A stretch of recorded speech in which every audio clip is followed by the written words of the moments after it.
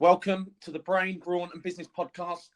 I'm Oliver Berquez and really excited today to be joined by Tej Dhindsa. Tej, 10 years ago, decided to switch careers from investment banking to recruitment. Now he is a director at Marlin Selection, which is they're a global financial recruitment firm based out of London. Marlin have 10 staff out of London and will be open offices soon in the UAE towards the end of the year. So really excited to have Tej on. Thanks for coming on, mate. No worries. Thanks for inviting me and nice to speak to you. Yeah, brilliant, buddy. So aim of the podcast, we'll just have a little chat. Got a few questions for you just to get your insight into business and life and hopefully share some inspiring stuff and for anyone listening. Sure, no problem. Always like to start with this one. So always like to find out what was your first job after college and uni? First job. So my first job was actually at Lloyds Bank locally. That's in Kent. So I didn't really know what I wanted to do. I did financial economics at Kingston, and I thought, right, I need to get a job. So I thought finance. I tried to apply for a few roles in London, and they were saying, well, you need experience. So I went to a local agency, and I got a job at Lloyds Bank in the back office doing some, I think it was just filing. Yeah. So got to start somewhere, though. That's mate. where it all started. Yeah, absolutely. I think it's an interesting one because when it's sort of people want to gain experience, so this is a real challenge and might jump a little bit ahead. But what for you now? Say someone wants to come to you and wants a job. I mean, is this a challenge now? Even and is it even more so for people trying to get into business because how do they gain experience? 100%, 100%, and I really feel for grads nowadays, Ollie, because when I was sort of graduating, nearly 20 years ago, it was a lot easier. Now, a lot of grad schemes in banks aren't really there anymore. So we really sympathise with sort of younger and less experienced people because it's war out there. You've got to try and get in any way you can. Yeah, it's a lot harder. So if say anyone listening is at uni or coming out of that, because say they're going to go to university, get some really great degree qualifications. I mean, sure. For your perspective, are you looking at that, or are you looking at personality, interaction, social connection? What's social skills? Sure. No, good question. No, I mean, I think firstly for university students, it would be great if they can do a sandwich placement. So within their course, if they can go and work for an institution in whatever line they're looking to go into, then when they finish university, they've already made a link in industry. I was actually at Oxford University on Tuesday, as it happens, trying to link with their heads of careers. Because I said, look, now, we'll go off the subject a little bit, but it's really tough. Employers are looking for top grads because there's a lot of juniorization that's going on. But I can go on about that all day long. But no, absolutely, it's a lot harder nowadays, Ollie. Yeah, definitely. And then, so from your Lloyd's early days and stuff. Sure. So how did that progress for you? And how did getting into business progress for you? And obviously now moving on to level you're at now. Sure. Good question. I think I've always, as a family, we've always been in business, Ollie. So, both my parents work full time, but they always had something running, whether it was a shop, whether it was a bakery. And then I've sort of always grown up in an entrepreneurial environment. So after university, my father actually sold. We used to run a care home business, and he sold it, and he went back to India and started another business. So he said, "Look, you've got to go and do something." So when I joined banking, it was really as a default. But what I realised is that it wasn't really my passion, and my passion was people. So I took some time away from banking and spent 6 months really looking at different industries, whether it was media, whether it was retail. And then I looked at this headhunting recruitment business. And I thought, well, actually, I like meeting people. And the real mandate for me was let's just try and get in somewhere and learn the business. And that was how I started, really. I got a job first for 5 years and learn, how it works. What is recruitment? What do you need to do in order to be successful? And got a few mentors along the way. So yeah, that's how it all happened, really. Yeah, no, great. And you talk mentoring because I think it's, I think it's a real interesting one. Having mentoring, having people that you look up to, you can maybe aspire to, or just that figure to connect with and help. Do you think mentoring is important? Has it hugely helped you? Is that something important for someone new trying to, get into business to have? Oh, Ollie, 100%. I think were it not been for certain people I have in my life, whether they're mentors, people who give advice, you need that someone sometimes to bounce ideas off. Someone who's been there and done it, got the T-shirt, who can almost say, well, I've got this issue. Oh, why don't you do it like this? So, yeah, absolutely. I've got a few mentors that are here and not here anymore. And I always think, oh, right, okay, yeah, he helped me here or she helped me there. So, absolutely, I would... there's a lot of groups you can join on social media. If you're in a workplace, they normally provide mentors or mentoring facilities. But no, absolutely, it's good to have someone to bounce ideas off. Yeah, no, great. So leading into this one is really, so who's your personal heroes? And then I suppose, and why do you hold them in such high regard? Sure, a good question. I've got a couple, actually. There's one who's actually one of my ex-clients, who's a chap called Rajesh Agrawal. He's actually now Deputy Mayor for London for business. And he came over from India with absolutely nothing. And he had started an FX firm, and he phoned us one day and said, look, I'm looking for an FX trader. And I've sort of seen him grow and really gone from absolutely ground zero. Yeah. A massive position within the mayor's office. So he's one. The other one is actually my father. I think he's quite inspirational to me, how he's sort of developed businesses along the way in his life, and now he's almost doing a philanthropic project in India. So yeah, there's a few guys out there, a few in India as well, who've helped me along the way. There's a few. So yeah, absolutely. Yeah, and I suppose, I think to me, that's inspiring. If you've got someone like you mentioned, Rajesh, who's obviously come from nothing to get into that level, they've done some serious good stuff. That shows such ambition and drive, and to have people like that around you, can't help not learn and want to develop. That's absolutely. I think that's the key thing, to even surround yourself with people who are successful, and success doesn't have to be monetary. It can be someone who's got a good balance in life, or someone who is really passionate about what they do. So no, really important. Yeah, great. So going back to the business now, and obviously years on, obviously what's been your biggest business success to date, Tej? That's a good question. I think we've had a few, and now with with Marlin Selection that we've been developing alongside a great chap called Tim Rust, I think we've had a good success recently where we've acquired another business actually, and it's a real sign that we've been sort of growing strength to strength over the last sort of 6-7 years, and we've brought on a group who are who add to us and we add to them. So that's a more recent acquisition. I think that's up there with successes so far. Yeah, great. And is that now obviously on Marlin's list? From your perspective of the business, to acquire other businesses and keep developing that? Absolutely. I think it's you've got to progress generally in life, and I think in what we do, it's a completely relationship driven business. There's sort of 22,500 recruiters out there. I think there's about 2,500 within London and Greater London. Wow. So it's competitive, but you've still got to bring on the right people, whether you're hiring recruiters or you're making links. And sometimes you come across firms that are looking to sell or join forces. So no, that's been a real good win for us recently. Yeah, great to hear, mate. Great to hear.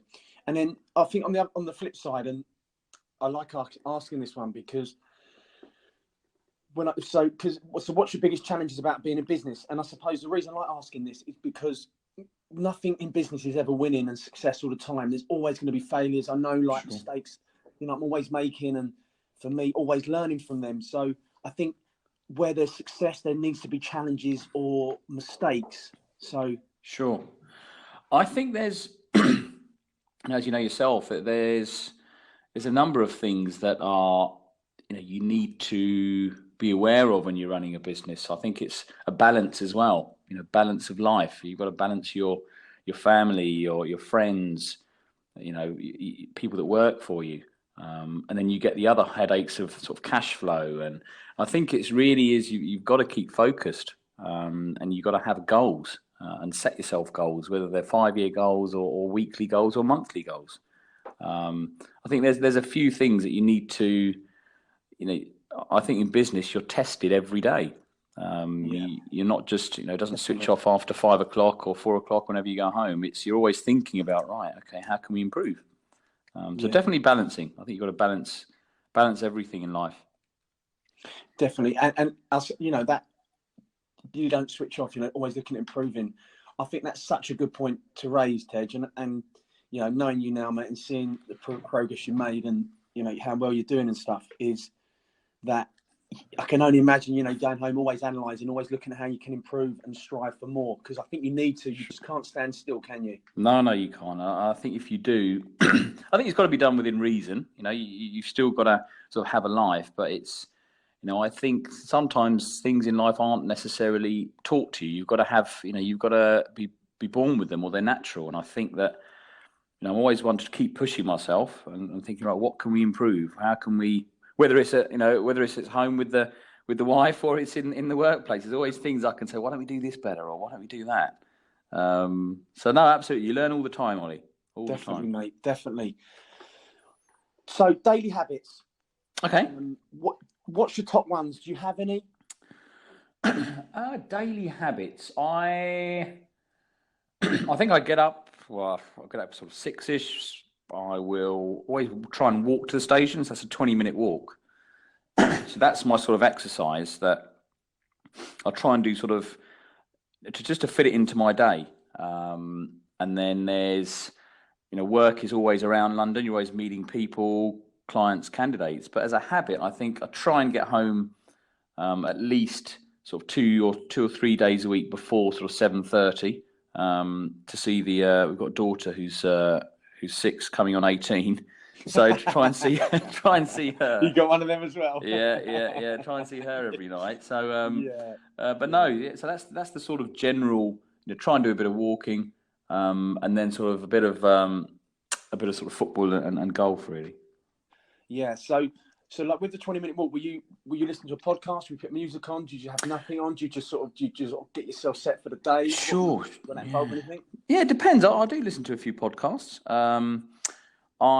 Sometimes it's just thinking, right, okay, well, how are we going to plan the day? Or if there's an important meeting coming up, I'll just have 20 minutes just to think about and plan things. But I think that's just 20 minutes to myself. So it's like, right, okay, no one else can, I won't take any calls. It's just a nice walk to the station from where we live. Yeah, so I think that's great. I mean, something I've started doing now is I'll get up early. For me, I'm up at 5, so I'm quite strong in my morning routine. I'll get up at 5, and I'll do an hour's learning. So I'm doing something development for me. I won't now check emails or any social platform, anything till 7:30. So I'm right. Okay. So I can get a bit of time to myself. Sure. Before I serve my clients or get them in the day and things start to change. So I think it's important to do that. Absolutely. Yeah. And so that 20-minute walk, I think it's great. Say, just getting your head straight for the thing. And the day ahead. You're right. And I think with everything like social media, you can always be online. And I think you've just sometimes, especially as you get older, you've just got to sort of take time out, whether it is, once a week or just even if it's a couple of minutes of every day, just to sort of take a step back and assess, really. Yes. And so sort of taking that time out, what things do you like to do to relax away from work? Sure. There's I've actually taken up golf last two. Good? You any good? Getting there. I'm sort of down to an 18. I mean, mate? Oh wow. Yeah. That's but good. It's more about. I mean, that's really given me. I play once a month in a society, sort of 15 guys. We're all sort of similar stages in life, and it's sort of 5 hours away from everything. Similar to the walk in the mornings. It's just right. Once my wife and family know that. On this specific Saturday of the month, I'll be going for the whole day. I'll leave in the morning, I'll come back in the evening. So golf's a big thing for me at the moment. And then just trying to play a bit of football once a week. But I very rarely do that now. So absolutely, in answer to your questions, yeah, golf is my downtime. Yeah, brilliant, mate. And I suppose, let's say 5 hours doing a full round, there's a lot of walk between shots to switch off or think of whatever else, and no, interruptions. absolutely. This is it, absolutely. And I think, especially now in the business that we're in, taking clients out is great, because it's now going away from that sort of city, go for drinks. Everyone's getting more healthier, as you know. So people would rather do a round of golf or go and watch sport. That's tied in well. Yes, that's great. So have you found that's changed? The dynamics have changed now, then, of entertaining, going out. Like, it's not so much now the beers and getting. Sure, I think. There is that element still. I think, generally speaking, as we've got older and our clients have sort of grown with us, they're of a similar sort of stage in life where you've got one or two kids at home. You don't necessarily want to be going back late, so there's more sort of coffees or, oh, you know what? Let's just let's go and hit some balls at a range and have a chat. I think that's more stages in life. Don't get me wrong. There are a lot of beers that still happen, but generally speaking, I think for me, golf is proving quite a nice sort of I suppose free way of just getting away from everything for sort of 1 day a month. No, so I'm loving it. That's great, mate. And do you do anything else? Exercise, recreation? I mean, you mentioned football briefly. Obviously, your golf. Anything else you do? Sure. At the moment, it's not really. I think it's just trying to fit it all in. Of course, mate. No, I get that. So, but no, we'll try and get some fitness programs from yourself. Yes, mate. I know you've tried a few times. Yeah. When you're ready. Yeah. No, absolutely. I'm not gonna. Yeah, I know what it's like, buddy. But when we're ready, mate. You know where I am. Absolutely. Going on to, obviously you mentioned daily habits, your morning routine, that little walk, evening routine, seeing your daughter 2 or 3 times a week, family's so important, which is great. Is there anything else you do that's morning or evening wise that anyone listening, that could be valuable? Sure. I do have sort of 15, 20 or 10, 15 minutes each evening just to plan my next day. I try and do that. Again, that was one of my mentors had said to me, look, you just got to take time out, whether you write it down or you do a list for the next day, what you're going to be doing. And then I sort of, in my morning walk, I'll just replan that if I need to. But that's in the evenings. Great. In the mornings, it's not so much. It's just, it's almost getting ready to go to work. Because we sort of run a global business. It's almost, when I'm up in the morning, Singapore already up. And then in the evenings, US. So, but no, that's quite important, just to plan, have a mental picture in your head of what you're going to be doing, the next day or the next few days. Yeah, definitely. I think that clarity is so important with it, and I think it can clear your headspace as well. Sure. Something similar, if you're anything like me, your mind's constantly thinking of ideas and the creative side of stuff, which I love, but can also just. Yeah, so it's good to clear the headspace, definitely. No, absolutely. No, it's you've got to be efficient, I think, in life, and you can only do that really by planning, and really trying to do the best of what you're good at. I think a lot of people I come across, they're trying to do things that they're not necessarily good at, and sometimes it takes a bigger man to say, well, actually, you're not really good at that. Why don't you try something else? So this is an interesting one then, mate, because there's 2 things. If you've got strengths and weaknesses, do you just hone in on your strengths so you're going to be double, triple effective with that in terms of business, and not worry about your weaknesses and get other people in, or do you try and improve your weaknesses? What approach would you have to that? Another good question. I think that depending on some people, Ollie, they don't really know, they can't identify their weaknesses. Yeah, I agree. Once they do, it's very hard, whether it's pride or ego, to actually be able to, really tackle them. I think, in answer to your question, if you do a lot of self-assessments nowadays with social media, you can have sort of surveys of, if you're at work, if you've done a good job, and almost just reflect each time of a month or a week. What could I have done better? What are my strengths? And I think the successful people, either they're personal trainers or they run businesses or they're just working at Tesco, whatever it might be, they can identify their strength, and they can really push that. You might be a good mathematician, you might be a good trader. If you can identify that, but but have the ability to improve that as well. Yeah. With things like Google and what have you, you can always try and get better at it. But absolutely weaknesses. It's normally your loved ones which will tell you what the weaknesses are. Yeah, I know. I know, mate. And you've got to improve them. Yeah. But no, I think that's. I'm not sure I've answered the question, but I think that's. It's more about honing in on your strengths, and when you identify a weakness, putting a plan in place in order to, alleviate that. Yeah, no, it's good. It's interesting. I think, like you said, so going on your strength and then still trying to tackle your weakness, because the reason I ask it is because I'll ask 10 business owners that question, for example, and some will say, 5 will say, no, just focus on your strengths. Don't worry about the weaknesses. Like you said, you'll get someone in to do the things maybe you can't do, or no, you be the all-round person, develop your weaknesses as well as your strengths. So it's an interesting one. I don't think there's actually a wrong or right answer in that one. It's just good to get everyone's perspective, I suppose. Sure, no, absolutely. I think that's again, it's surrounding yourself with people in business or in personal life who add value to you, and you sort of learn off people, and you think, well, actually, they're doing it like that, or maybe we could do it like that. So it's constantly questioning. I think that's one thing I would do. That I try and do is question everything. Why are we going to do it like that? Well, let's not do it like that, because that might not be right. And if we do it wrong, then on my head be it. So I think you've got to take responsibility and ownership for decisions. Do you know me? That's proper, that is leading, to me, it's really inspiring you saying that. And because some leaders are like, no, my way or the highway, but I don't think that's real life now. We all make mistakes. You've got, no one's perfect. And I think you've got to be humble enough to go, if someone's done it better, who works for you, acknowledge them, give them a little boost. Sure. Great, well done for that. I mean, I think that, and you just hit the nail on the head saying that.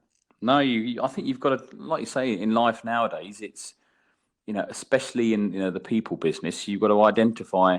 You've got to have the, like you say, the humbleness to identify people's strengths, and if they're better than you, you've got to hold your hands up and say, look, you know what? Actually, you're better than me at this, so crack on. Or how do I do that? How can I increase my, what I've got in the locker? And that's real to do with humility, I think. Yeah, I agree. I think it shows strength to reach out, not weakness. Definitely. No, I totally agree with you on that one. Yes, mate. Yeah. So if you could send a message to yourself 10 years ago, what would you tell the younger Tej? Okay. What would I tell the younger Tej? I think I would tell him to be a bit more focused. When I look back on certain decisions I've made, I may have I was not cruised in life. I didn't maybe push myself earlier on. So maybe focus on a goal. And also a key thing for me is, if I could talk to, as I say, Tej 10 years ago, it would be surround yourself with smarter people than you, just to learn off them. That's something I'm doing more now. As you get to a ripe old age of 40, you end up just reflecting and thinking, actually, you want people in your life that are going to add value to you, and you add value to them. So I think, focus, 100%. More focus and people, smarter people. 100%. And then I think, knowing you, Tej, and you're a great guy, very humble, and humility, you've mentioned that. I think you need that, and obviously you're having that, and you saying about surrounding yourself with smart people. It's not so easy, but I think that's a great take-home point. I really do, because end of the day, you're trying to just develop and grow the business, and whatever makes it make the most success in it is what you're looking for, isn't it? This is it. No, absolutely. And I think you've got to, it depends what your goal is in life. You might be happy with, just running or working or going into the office, and at 5 o'clock, great. You go home and there's no stress. I think whatever your goal is, whether it's to have 2 gyms, 10 gyms, 10 shops, you've really got to think that you can't do everything yourself. There's strengths, there's weaknesses, but you've got to surround yourself with people that bring different skill sets, and really nurture them. Yeah, I think it's huge, because I totally agree.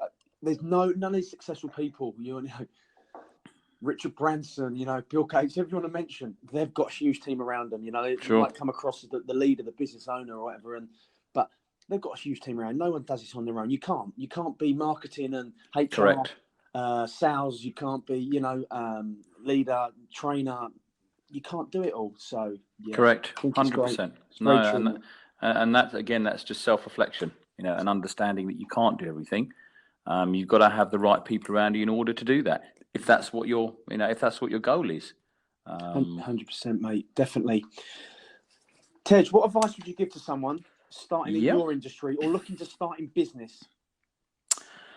I would say, I wouldn't necessarily say, look, you've got to put all the hours in. I'd say you've got to work smartly.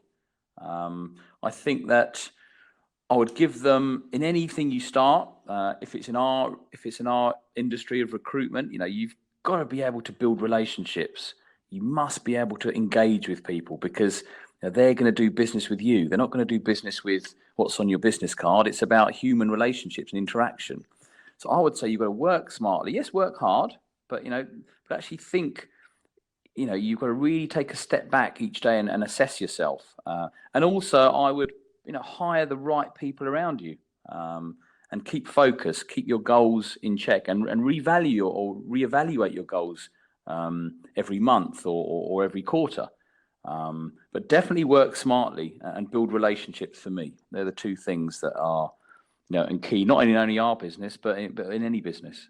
Yeah, no, huge. And I think so work smart. Interesting. It's an interesting one. And work hard.